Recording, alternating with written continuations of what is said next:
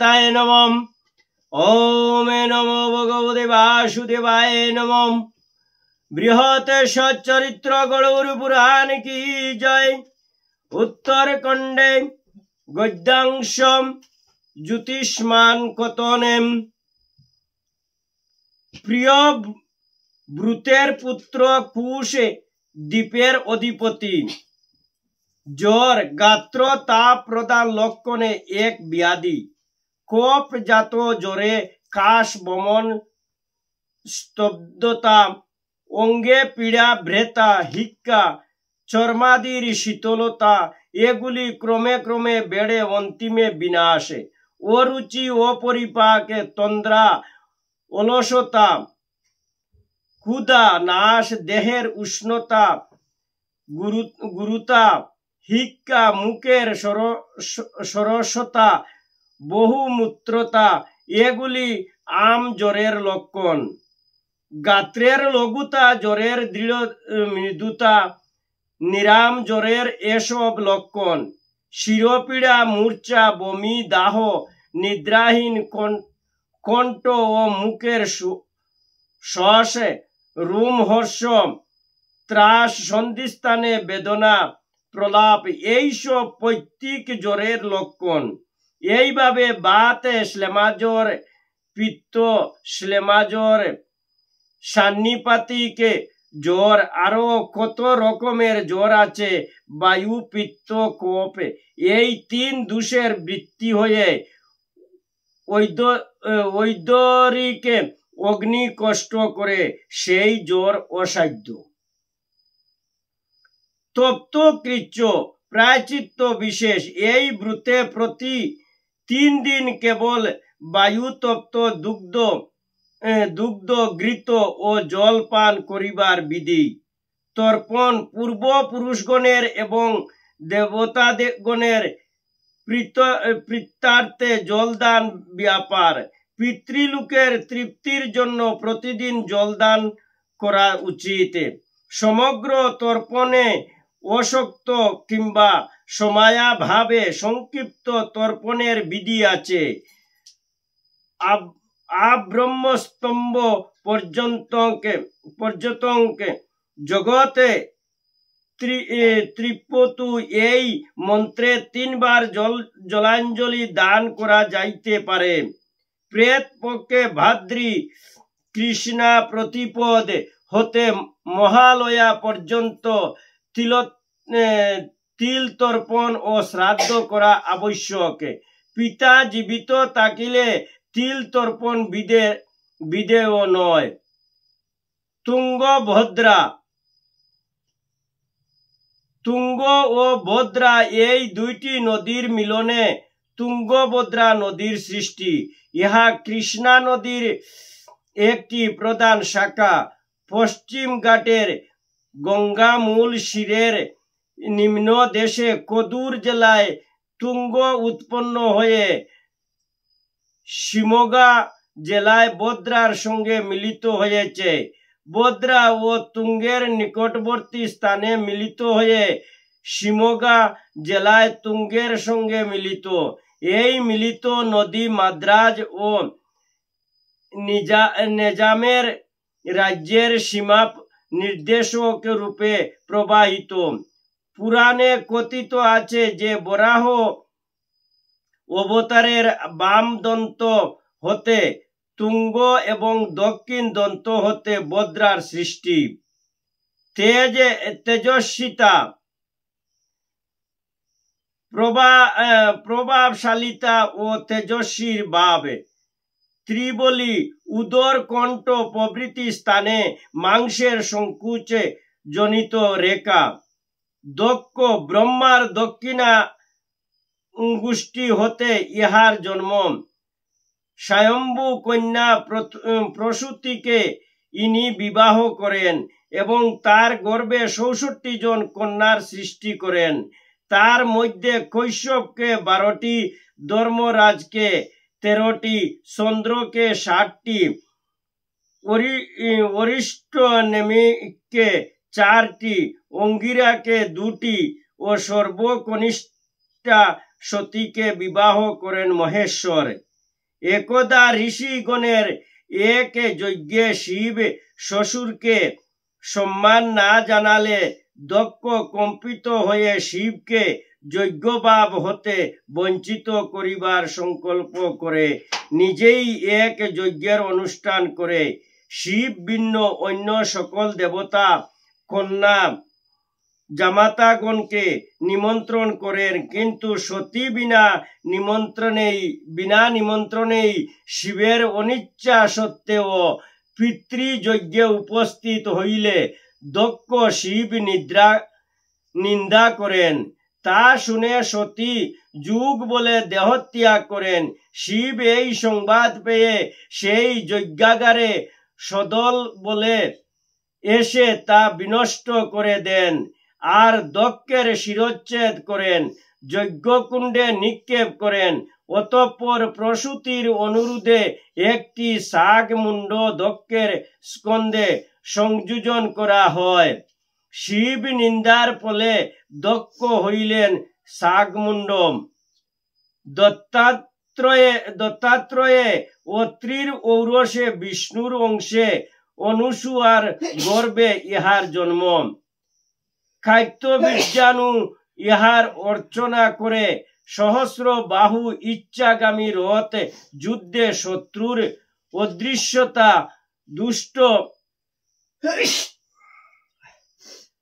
দুষ্ট দমন ক্ষমতা প্রভৃতি অনেক বর লাভ করেন। দশরথ অযোধ্যাপতি মহারাজ অজের পুত্র দশরথ তিনজন প্রধান মহিষী কৌশল্যা, কৈকেয়ী ও সুমিত্রা। কৌশল্যার গর্ভে শ্রী ভগবান সপ্তম অবতার রূপে রামচন্দ্র নামে আবির্ভূত হন। ইনি প্রথমে অপুত্র থাকায় ঋষ্যশৃঙ্গ মুনির দ্বারায় পুত্রেষ্টি যজ্ঞ করেন। সেই যজ্ঞের চরু তিন রানী বক্ষণ করে রাম, লক্ষ্মণ, ভরত ও শত্রুঘ্নকে লাভ করেন। পরে রামচন্দ্র পিতৃসত্য পালনের জন্য বনে গমন করিলে ইনি সেই সুখে দেহত্যাগ করেন। দ্বার পরিগ্রহ বিবাহ। দিতি দক্ষের কন্যা কৈশ্যপের পত্নী, ইহার গর্ভে হিরণ্যাক্ষ, হিরণ্যকৌশুপ আদি শত শত দৈত্যের জন্ম হয়। দুঃশাসন। ধৃতরাষ্ট্রের দ্বিতীয় পুত্র বড়ই কুটিল স্বভাব।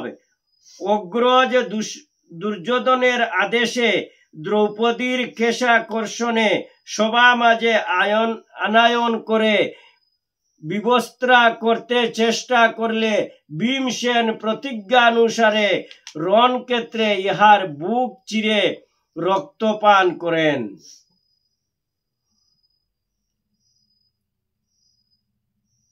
দুন্দুবি এক প্রকার বাদ্যযন্ত্র,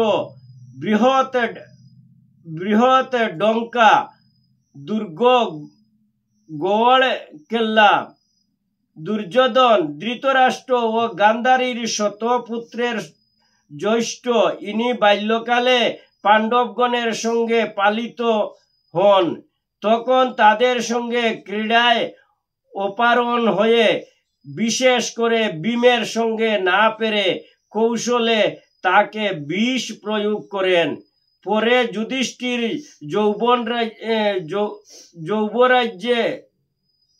যৌবরাজ্যে প্রতিষ্ঠিত হইলে দুর্যোধন খুবই হিংসায় পাণ্ডবগণকে বিনাশ করার জন্য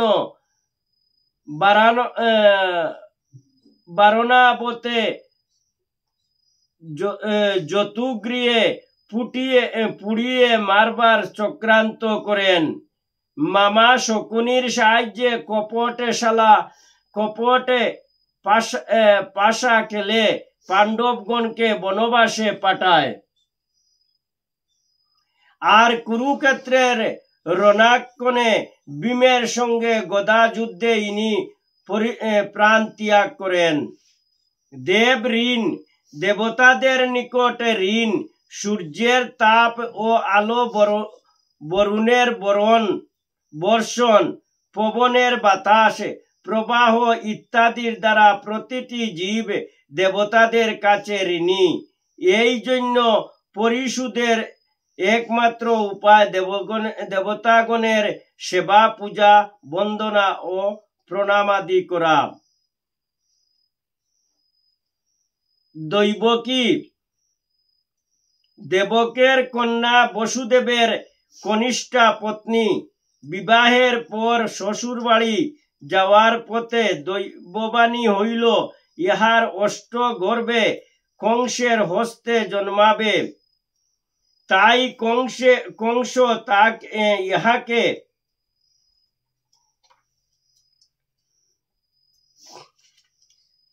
কংস ইহাকে বসুদেবের সঙ্গে কারাগারে বন্দী রাখেন।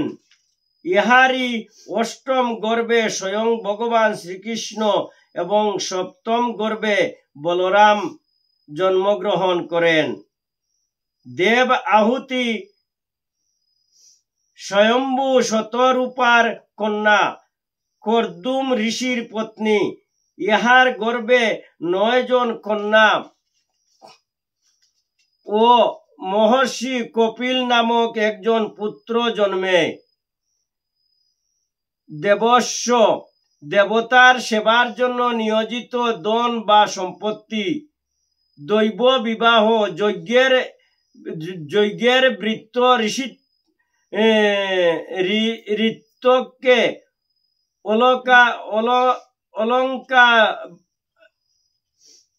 অলঙ্কারাদি দ্বারা ভূষিত করিয়া কন্যা দান, দৈব বিবাহ। দ্রোণাচার্য বরদাজ মুনির পুত্র অশ্বত্থমার পিতা ঘৃতাচি নামক স্বর্গবৈশ্যাকে দেখিয়া বরদাজ মুনির বীর্যস্খলন হইলে মুনিবর তাহা এক দ্রোণীর মধ্যে রক্ষা করেন। সেই দ্রোণীতে জন্ম হওয়ায় ইহার নাম দ্রোণ। ইনি গৌতমের কন্যা কৃপিকে বিবাহ করেন। তার গর্ভেই অশ্বত্থমার জন্ম। ইনি কৌরব ও পাণ্ডবগণের অস্ত্রগুরু ছিলেন। কুরুক্ষেত্রে মহাসমরে অর্জুনের হস্তে ইহার মৃত্যু হয়। দ্বারকা, আরব সাগরের তীরে এই নগর স্থিতি। শ্রীকৃষ্ণ বিশ্বকর্মার দ্বারা বিশাল পুরী নির্মাণ করেন। শ্রীকৃষ্ণ 16,108 জন মহিষীর সঙ্গে এই পুরীতে প্রায় 89 বৎসর বসতি করেন। ধন্বন্তরী, ইনি সুরা ভাণ্ডা হস্তে লইয়া সমুদ্র মন্থনের সময় উত্তেলিত হন। ইনি শঙ্কর ও গরুড়ের শিষ্যা ভাস্করের নিকট আয়ুর্বেদ শিক্ষা করেন। চিকিৎসা তত্ত্ব বিজ্ঞান নামক গ্রন্থ ইহারি প্রণীত। ধৃতরাষ্ট্র, ব্যাসদেবের ঔরসে বিচিত্র বীর্যের ক্ষেত্রে অম্বিকার গর্ভে ইহার জন্ম।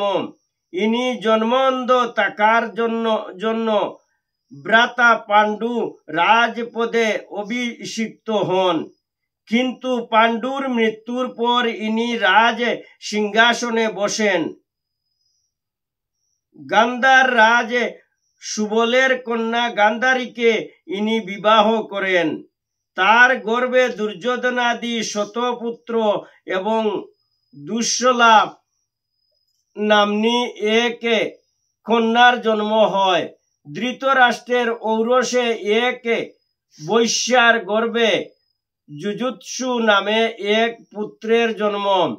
দুর্যোধন কল প্রভৃতির হইলেও তার প্রতি ইহার স্নেহ ছিল প্রবল, তাই তার বহু অন্যায় আবদারে মত দিয়েছেন। যখন কুরু পাণ্ডবের যুদ্ধ হয় তখন ইনি এক অমাত্য সঞ্জয়ের নিকট যুদ্ধের বিবরণ শ্রবণ করেন। সঙ্গে সঙ্গেই সকল পুত্রগণের নিধনের পর ইনি ভীমসেনের দ্বারা বহু অপমানজনক বাক্য শ্রবণ করে গান্ধারী সহ বনে গমন করেন। তথায় তপস্যাচরণের সময় সহসা দাবানলে ভস্মীভূত হন। নকুল চতুর্থ পাণ্ডুর ক্ষেত্রে অশ্বিনী কুমারের ঔরসে মাদ্রির গর্ভে জন্ম। অন্যান্য ভ্রাতাদের সঙ্গে দ্রোণাচার্যের নিকটে অস্ত্র বিদ্যা শিক্ষা করেন। দ্রৌপদীর গর্ভে ইহার শতানিকে নামক পুত্রের জন্ম হয়। স্বর্গারোহণের সময় ইনি সর্বাপেক্ষা রূপবান হওয়ার কারণে গর্ভহেতু পাপ স্পর্শ হওয়ায় সুমেরু পর্বতে পতিত হন। নরকে পাপীদের দুঃখ ভোগের স্থান ধর্মরাজ ইহার অধিপতি। চতুর্শীতি নরক কুণ্ড আছে, তাদের মধ্যে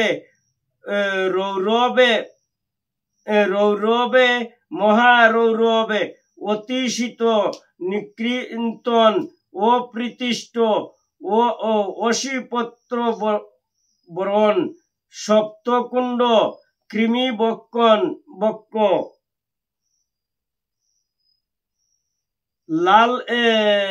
লালাবক্ষ ওদশীর পুয়বহ রুদিরান্দ বৈতরণী মূত্রকুণ্ড অগ্নিজাল করপত্রবন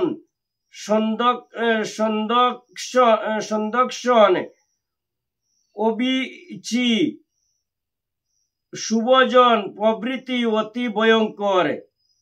নরঋণ মানুষের কাছে প্রত্যেক মানুষই ঋণী।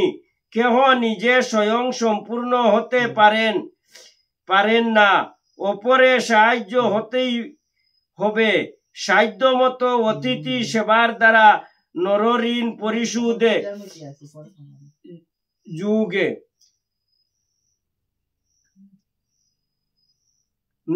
নরদেব ব্রাহ্মণ রাজা নরনারায়ণ ধর্মরাজের ঔরসে মূর্তির গর্ভে ইহাদের জন্ম।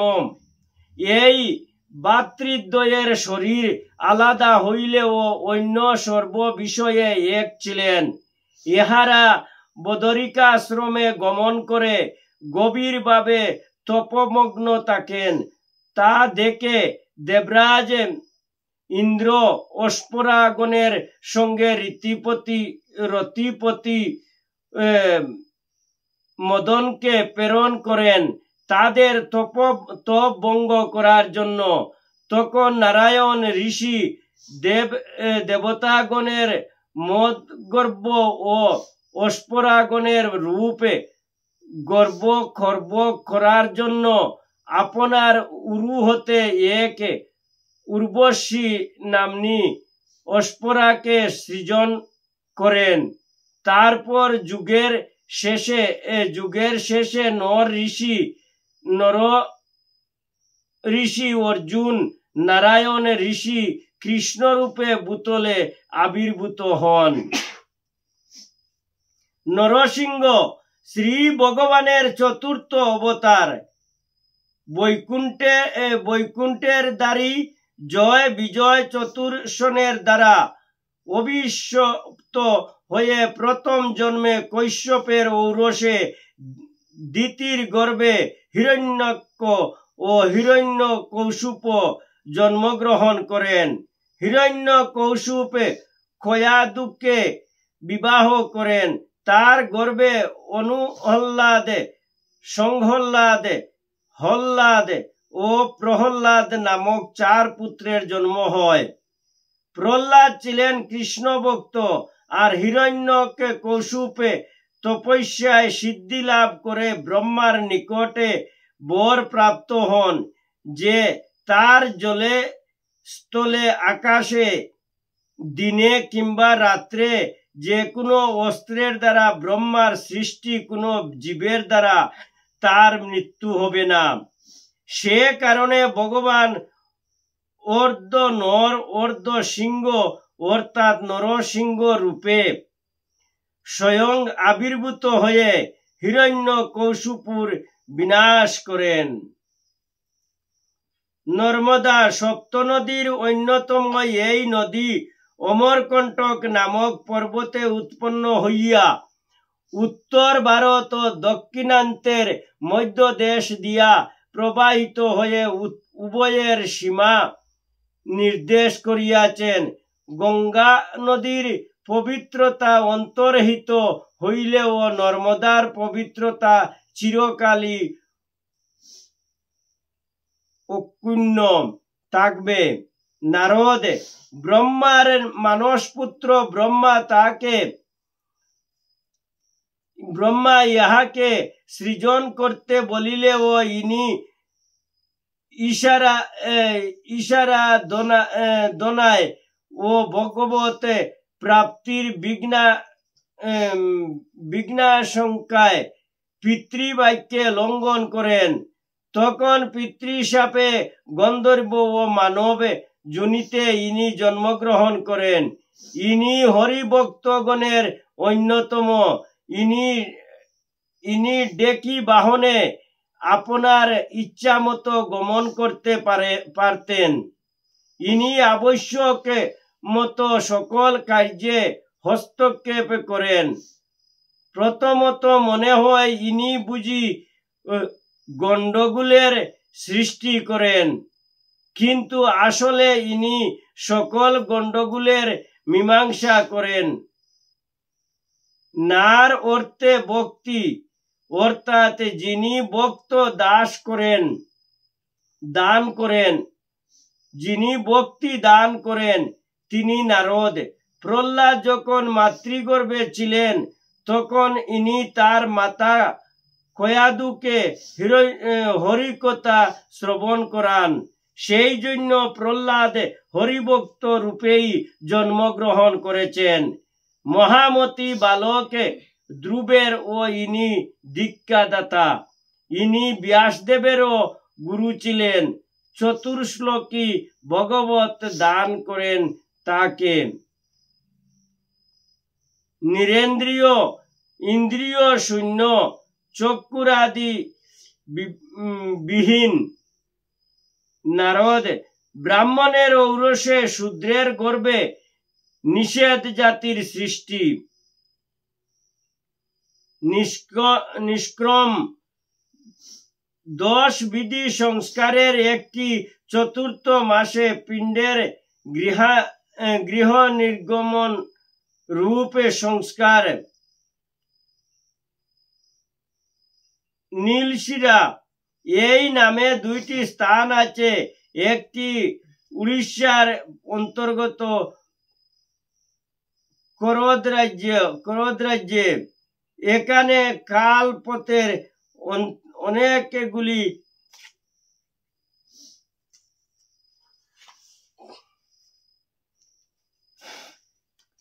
অনেকগুলি আছে। দ্বিতীয়টি মাদ্রাজ প্রদেশের একটি জেলা। পরিবর্তন পর্বতের নামানুসারে জেলার নাম। নীলমণি, নীলকান্ত মণি শ্রীকৃষ্ণ।